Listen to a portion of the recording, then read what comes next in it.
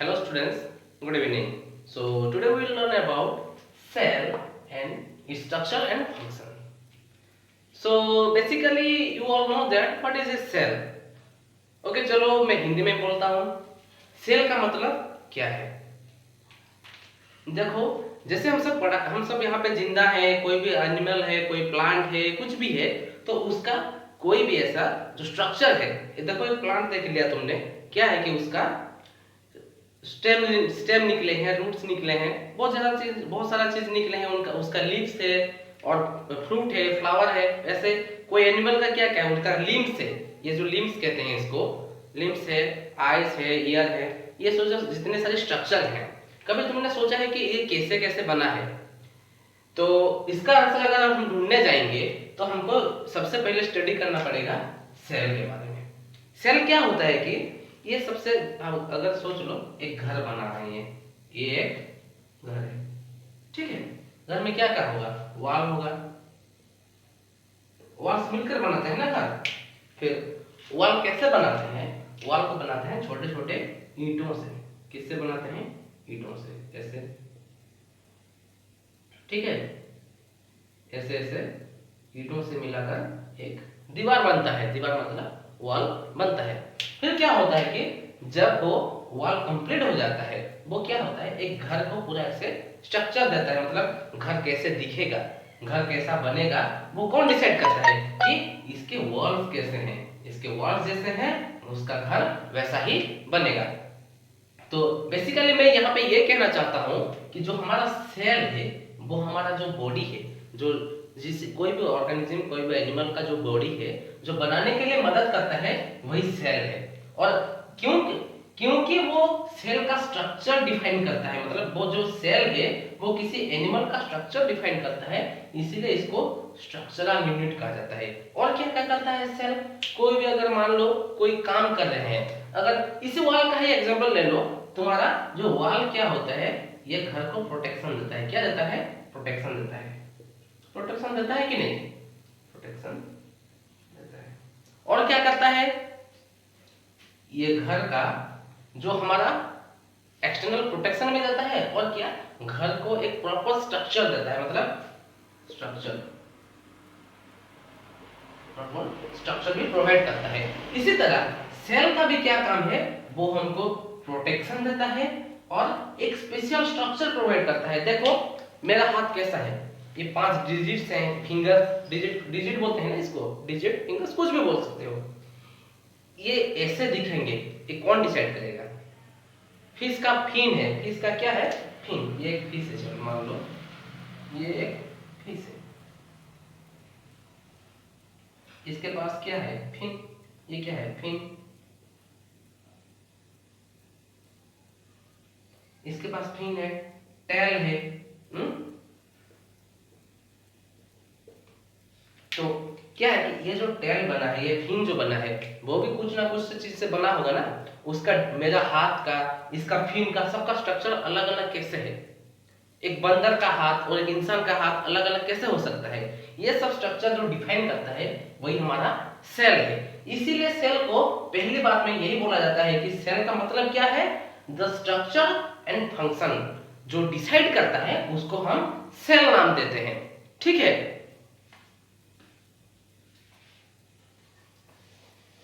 चलो इसके आगे का पढ़ाई करते हैं अब. तो पहले बच्चों सेल का डेफिनेशन यही लिखेंगे कि the cell is the structural and functional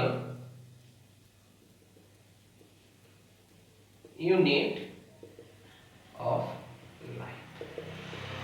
मतलब जो हमारा लाइफ, कोई भी लिविंग ऑर्गेनिज्म है, उसका कोई भी स्ट्रक्चर और उसका जो फंक्शन डिफाइन करता है, वो कौन करता है? सेल करता है. सेल क्या करता है? किसी ऑर्गेनिज्म का उसका स्ट्रक्चर डिफाइन करता है और फंक्शन भी डिफाइन करता है. ये सब लिख लो, ठीक है. और क्या क्या सेल को सबसे पहले किसी ना किसी साइंटिस्ट ने तो देखा होगा ना. आज हम इतना एडवांस स्टडीज कर रहे हैं, सेल को आगे जाकर डीएनए, न्यूक्लियस वगैरह वगैरह बहुत सारी चीजें हैं. सबसे पहले जो सेल का डिस्कवरी हुआ था वो ऐसे कुछ एक्सपेरिमेंटल था। एक्सपेरिमेंटल मतलब पहले जो साइंटिस्ट लोग थे वो मतलब अभी क्या है, हम किसी चीज का हल ढूंढ रहे हैं, तभी का जमाना ये था कि कोई नया चीज ढूंढना है करके। तब एक साइंटिस्ट थे जिनका नाम था रॉबर्ट हुक। क्या? Robert Hooke. ROBERTHOOK। Robert Hooke, ये एक साइंटिस्ट का नाम था।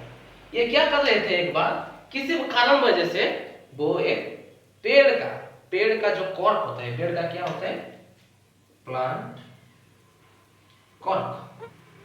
कॉर्क मतलब ये जो बाहर का छिलका होता है, उसी छिलके को देख रहे थे। किससे देख रहे थे? एक सिंपल माइक्रोस्कोप में देख रहे थे। किसमें? Simple microscope. तभी के जमाने में उतने कंपाउंड अभी जो हम देख रहे हैं माइक्रोस्कोप जो पैथोलैब्स में लगे होते हैं, वैसे माइक्रोस्कोप उस जमाने में नहीं थे। तो क्या था, एक बस कोई इतना कुछ लेंस लिया, एक बड़ा लेंस लिया, उसको ट्यूब में डाल करके इधर एक आई पीस बना दिया और यहाँ से लाइट आ रहा है और उसी के नीचे ही प्लेट रखा हुआ है, इसमें एक प्लांट का वो कॉर्क को देख रहे थे। इतना ही, बस इतना ही स्ट्रक्चर था एक सिंपल माइक्रोस्कोप का। उससे वो क्यूरियोसिटी मतलब क्या है इसके पीछे जानने के लिए वो माइक्रोस्कोप से देख रहे थे। तभी देखते देखते उनको पता चला कि इसमें कुछ ऐसा कुछ फेमिलियर स्ट्रक्चर पड़ा हुआ है। उसमें कैसा स्ट्रक्चर दिख रहा है, वो क्या देख रहे थे, प्लांट कॉर्क देख रहे थे। और जब उसको उन्होंने देखा तो उन्होंने ये पाया कि उसका जो स्ट्रक्चर है, हमको भी अभी अभी लगता है ना, कोई अगर कैमरा ज्यादा मेगापिक्सल वाला कैमरा आ गया, मैक्रो सेटिंग है उसमें, माइक्रो चीज छोटा छोटा चीज को ऐसे जूम करके देख सकते हैं। तो हम क्या करते हैं, फूल के पास गए उसको थोड़ा देख लिया, किसी फ्रूट के पास गए उसको थोड़ा देख लिया, किसी कपड़ा को ऐसे देख के उसको थोड़ा जूम करके देख लिया, कैसा दिख रहा है, वो ऐसे आउट ऑफ क्यूरियोसिटी वो प्लांट का कॉर्क को देख रहे थे ये सब माइक्रोस्कोप में। तो उनको दिखा कि जो प्लांट का कॉर्क है वो छोटा छोटा ऐसे रूम बने हुए हैं, उसमें वो ऐसे ऐसे बना है। कैसे बना है? ऐसे छोटा छोटा क्वार्टर, घर जैसा स्ट्रक्चर बना है। ठीक है, तो ऐसा ऐसा ऐसा ऐसा स्ट्रक्चर बना है। वो एक स्लाइड में लेकर दिख रहे थे, ऐसा ऐसा छोटा छोटा स्ट्रक्चर बना है। और इस स्ट्रक्चर कैसा दिख रहा है? हनीकॉम्ब। हनीकॉम्ब का मतलब पता है ना, जो मधुमक्खी का छत्ता होता है उसको क्या बोलते हैं? हनीकॉम्ब बोलते हैं। तो जो हनीकॉम्ब है वैसा दिख रहा है। और क्या है, ये छोटे छोटे घर जैसे दिख रहे हैं, छोटे छोटे घर जैसे दिख रहे हैं। इसीलिए उन्होंने इस घर का, ये जो घर का स्ट्रक्चर है, इसी का नाम दे दिया सेल बोल के। क्या नाम दे दिया? सेल।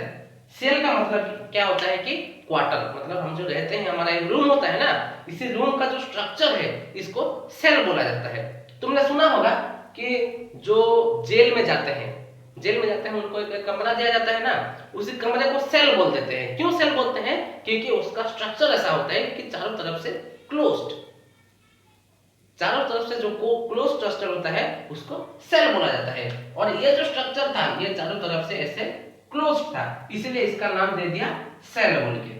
ठीक है, किसने दिया? सेल बोल के रॉबर्ट हुक ने दिया। ये किस साल का घटना है? ये साल है 1665 का, 1665 का। ठीक है, तो इसको हम उसी दिन पता चला कि कोई अगर जिंदा चीज है या मरा हुआ चीज है तो किस चीज से बनाया है? छोटे छोटे घर जैसे कुछ स्ट्रक्चर है जिससे वो बना है, तो उसी का नाम दे दिया सेल। और कौन सा साल में? 1665। तो इसको हम बच्चों याद रखेंगे। कैसे याद रखेंगे? चलो मैं आपको बताता हूँ। इसको एक डेफिनेशन बना के याद रखेंगे। ठीक है, इसका पहला टॉपिक आ जाएगा इसमें डिस्कवरी ऑफ सेल। क्या हो जाएगा? Discovery of cell. Discovery of cell. इसको ऐसे छोटा सा नोट बना लो। मैं आपको नोट बनाने का टेक्निक बता रहा हूँ। ठीक है, अभी आप बच्चे हैं तो आपको नोट बनाना आना चाहिए। आप कैसे किताब पढ़ के उससे कौन सा चीज को नोट बनाना है, कैसे नोट बनाना है, कैसे याद रखना है। बायोलॉजी में क्या है ना, आपको ज्यादा चीज याद रखने की जरूरत होती है। यहाँ पे समझते हैं जितना, उससे ज्यादा याद रखने की भी जरूरत होता है। तो याद कैसे रख पाएंगे? जब इसको छोटे छोटे ऐसे टॉपिक्स में बांट लेंगे। ठीक है, क्या करेंगे? डिस्कवरी ऑफ सेल ऐसे एक नंबर दे दिया। किसने किया था? By Robert Hooke. Robert Hooke in 1665 ऐसे ऐसे लिख लेंगे, ठीक है। डिस्कवरी ऑफ सेल किसके द्वारा हुआ था? By Robert hook, sorry Robert Hooke किस साल में हुआ था? 1665 में। वो फर्स्ट टाइम क्या देखे थे? By looking at plant cork, ऐसे याद रह जाएगा आप तुमको। 1665 में किसने किया था? रॉबर्ट हुक ने किया था। कैसे किया था? प्लांट का जो कॉर्क है, प्लांट है, ट्री का कॉर्क है, उससे उसने डिस्कवर किया था, ठीक है। फिर बाद में क्या हुआ? इसका आगे का ऐसे एक्सपेरिमेंट चलता रहा कि कैसे बना है, क्या बना है। इसको आगे चलते कितना टाइम लग गया? 150 साल बीत गया। कितना टाइम? 150 साल बीत गया। क्यों बीत गया? क्योंकि तभी तक हमारे लाइफ में क्या था? सिर्फ सिंपल माइक्रोस्कोप था। कितना था? सिर्फ सिंपल माइक्रोस्कोप। सिंपल माइक्रोस्कोप से कंपाउंड माइक्रोस्कोप बनाते 150 साल हो गया। और उसी टाइम क्या बना? Compound microscope.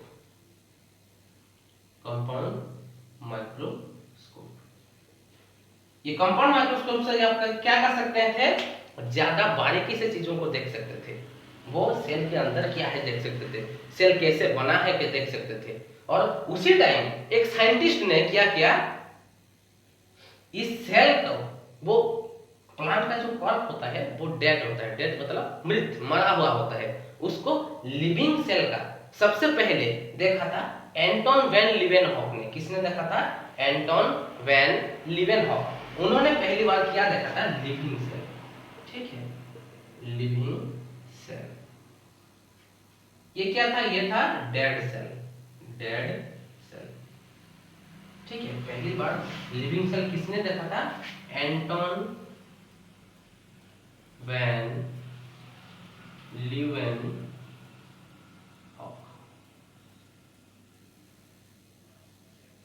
Anton van Leeuwenhoek ने क्या देखा था? पहली बार लिविंग सेल ऑब्जर्व किया था। किसमें ऑब्जर्व किया था? कंपाउंड माइक्रोस्कोप में। कंपाउंड माइक्रोस्कोप में क्या ऑब्जर्व किया था? लिविंग सेल, ठीक है। तो अभी हम इसको मिटा रहे हैं, इसके आगे की पढ़ाई जारी रखेंगे, ठीक है।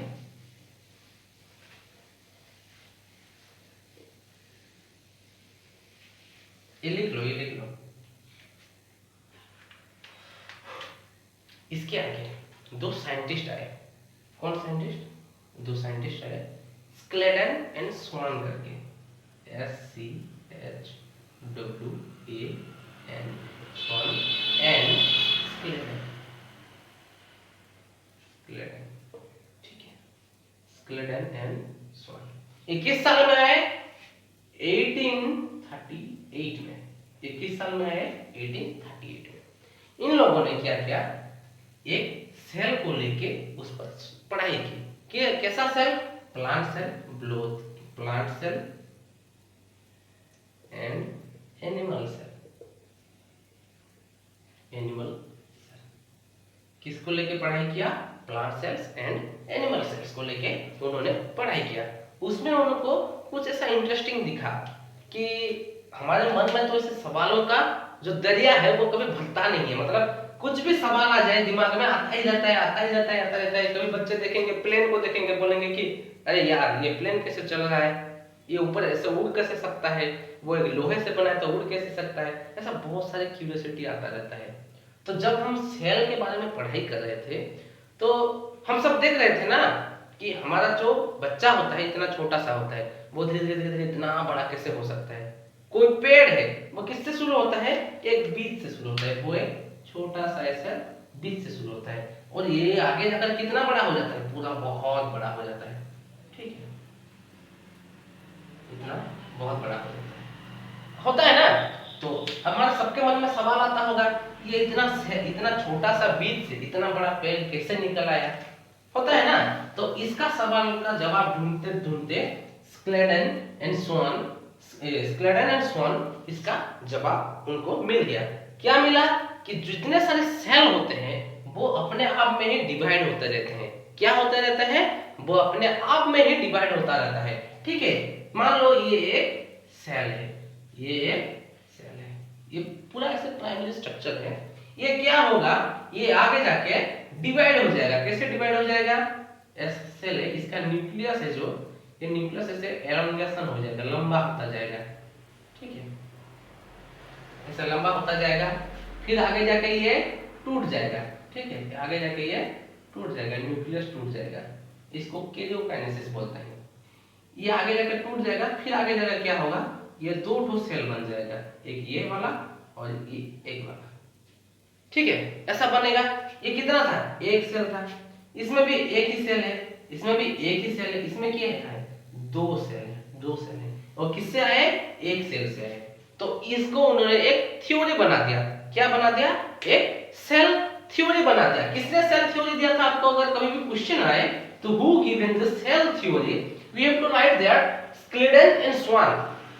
Two scientists named Skleden and Swan in 1838 given the cell theory। ठीक है बच्चों,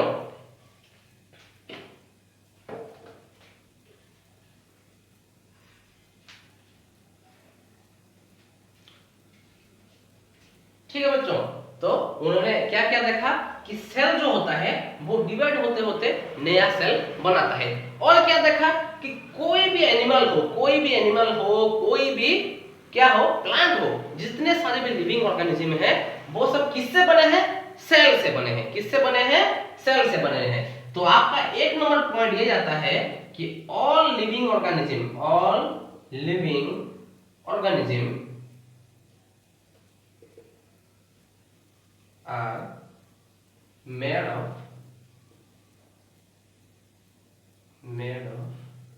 of cells। ये आपका फर्स्ट पॉइंट आ गया। ठीक है, दूसरा पॉइंट है every cell is the structural and functional unit. मतलब जितने सारे भी हमारे पास जो काम होते हैं, कुछ भी काम हो जो करते हैं, वो सब किससे कंट्रोल होता है, सेल के थ्रू कंट्रोल होता है। ठीक है, वो फंक्शनल यूनिट है। फंक्शनल यूनिट मतलब एकक, जो सबसे छोटे तरह से जो काम करता है, पूरा से जो स्ट्रक्चर है, उसका स्ट्रक्चर का जो नींव रखता है उसको बोलते हैं एकल, एकल या यूनिट बोलते हैं। ठीक है, वो सेल होता है जो हमारा बॉडी का सारा काम करता है। हमारा स्वेटिंग हुआ, अभी हम अभी गर्मी में है, स्वेटिंग हुआ, हम अभी दौड़ रहे हैं, ये सब जो हमारा, हम खाना खा लिए, उसको हजम कर लिया, ये सब काम किसके थ्रू कंट्रोल होता है, हमारे सेल्स के थ्रू कंट्रोल होता है। ठीक है, और तीसरा ये है कि जितने सारे भी सेल्स हैं वो क्या होते हैं, अपने जो पहले वाले सेल होते हैं उससे डिवाइड होके बनते हैं।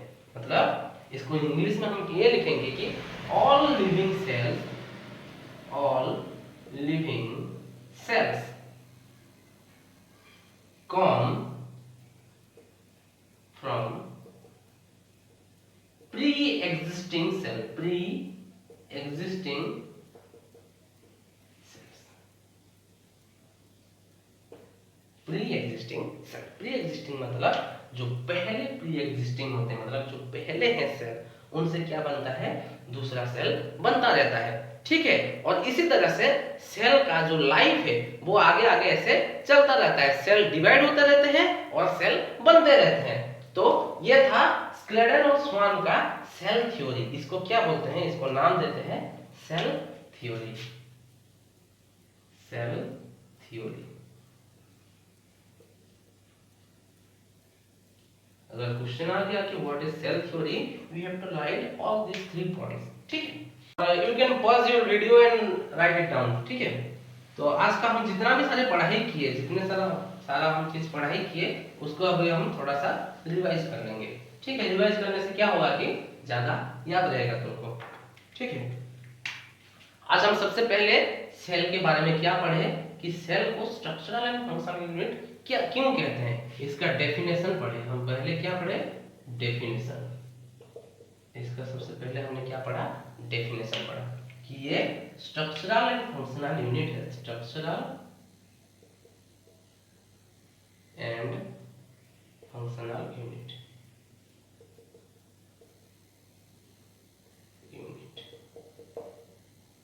इसका डेफिनेशन। फिर क्या पढ़े, इसका डिस्कवरी पढ़े, इसका डिस्कवरी।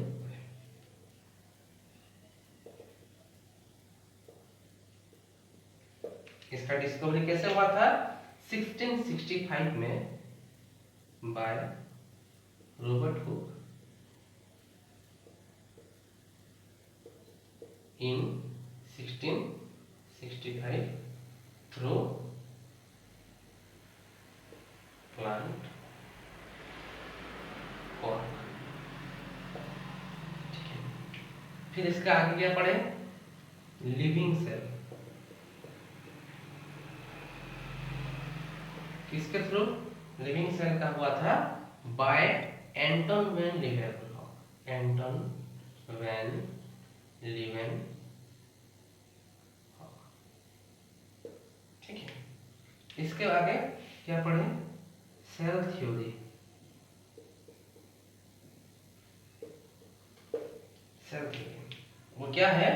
किसके द्वारा दिया गया था? स्क्लेडन स्वान, ठीक है। स्क्लेडन एंड SCHWAN स्वान। कब दिया गया था? 1838 में, ठीक है।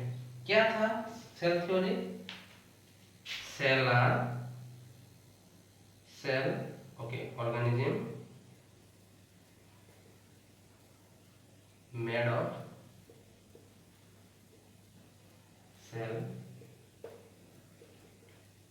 cells are structural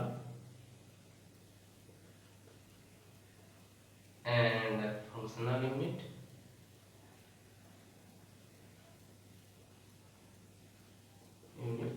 और क्या था? Cell come from pre-existing cell।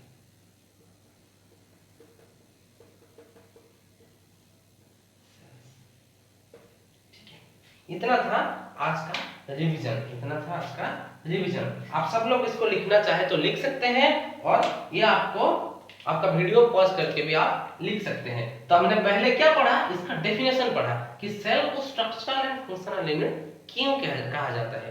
Why the cell is called as the structural and functional unit? Because it compose the structure of an living organism, and what it does is do the function, all the micro functions like metabolism, respiration, all the micro functions are done by the cell. That's why the cell is called as the structural and functional unit of life. And the discovery of cell, it was discovered by Robert Hooke in 1665 while he was examining a plant cork. And although the plant cork was a dead cell, later on the living cell was discovered by the scientist named Anton van Leeuwenhoek. Okay, then comes the cell theory. In 1838, two scientists, these are German and British, the both are not from same country, both of them are from different country. One is German scientist and one is British scientist.